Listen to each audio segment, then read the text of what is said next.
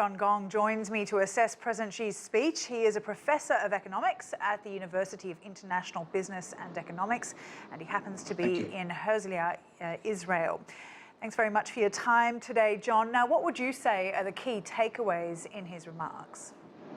Well, in my view, I think a lot of the messages contained in that speech actually nothing new. President Xi has been talking about these things for some time. But I do want to highlight one thing. He talked about the concept of post-pandemic reconstruction. He invoked the example of the case of not each country, 197 countries, riding its own little boat, but all of us on the same ship, gigantic ship, with a common future.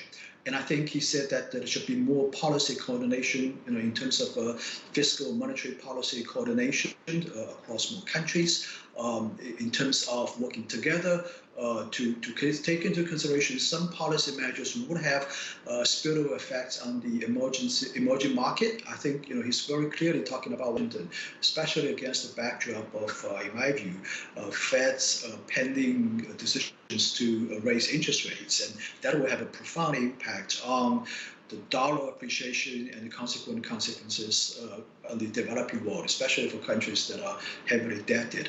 I think he was talking about that too. So I think that's a very new message in my view. And I think we have to see what Washington will respond in terms of hitting the chord of more policy coordinations between the two central banks in the two respective countries. You mentioned interest rates there. Of course, there are issues around climate change and global warming. What would you say are the biggest challenges ahead? I think the biggest challenge ahead, based on what he's saying, is really what he talks about as few countries organizing their own little group, instead of working together. The challenge of protectionism, the challenge of anti-globalization. I think these are the things that China cares much about. I mean, we have to keep in mind that Chinese government just released the statistics about our trade picture. China has over $6 trillion of trade last year, and this year, in my view, it's going to continue to increase. The largest trade country in the world, 15% of global trade.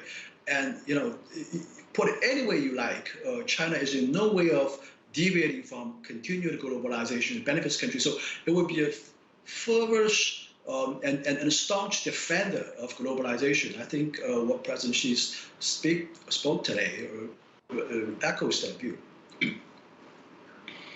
And of course, with the Beijing Winter Olympics just around the corner, how is China preparing in the face of this unpredictable pandemic, would you say? Yeah, I think it's a big challenge. We know that Omicron is very difficult to contain, and we are seeing more and more cases breaking all over the country, in my view. Even though the government is sticking to its zero tolerance policy and is taking absolute measures to contain it, it's going to be quite difficult. And I think amidst this background, holding a Winter Olympics and try to hold it successfully is really a tall order. But President Xi said that we're going to do it in a sort of a minimalist but also very safe and successful event.